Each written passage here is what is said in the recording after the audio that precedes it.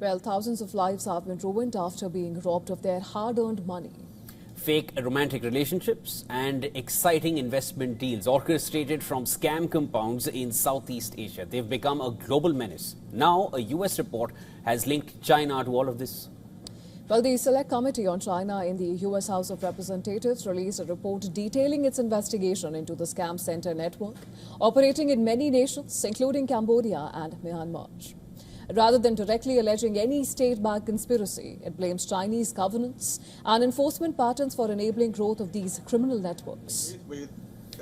Now take the case of billionaire businessman Chen Ji, who was extradited from Cambodia to Beijing in January earlier this year for his involvement in operating scam compounds.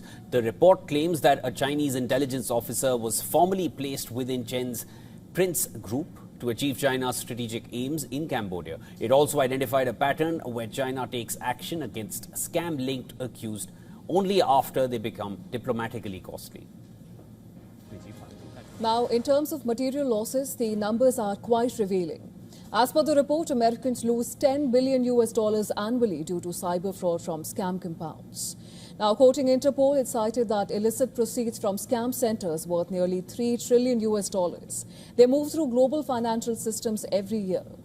There is a larger human cost involved as well. The report flags how scam centers rely on human trafficking, drawing victims from over 80 countries. And as per the US committee, victims have reported being subject to physical and sexual violence and threats of resale to meet scam performance quotas.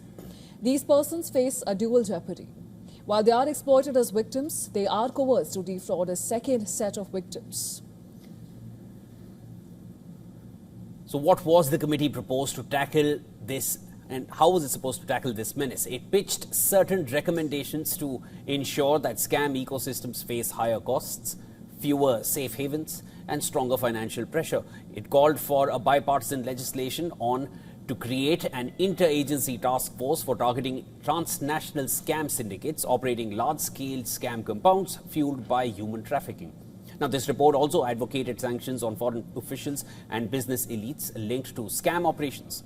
Besides all of this, it urged the US government to counter influence of China in vulnerable Southeast Asian nations by strengthening governance institutions. And at the same time, it backed tactical law enforcement cooperation with China. Now, this report comes just a month after Cambodia passed a landmark legislation mandating punishments of 10 years in prison and fines of up to $250,000 for those convicted of online scams. On the other hand, US announced criminal charges against 2 Chinese nationals in April for operating scam compounds. Amid this, calls are growing for more effective action to ensure relief for those who are trapped in these hellholes and for millions of vulnerable people across the world.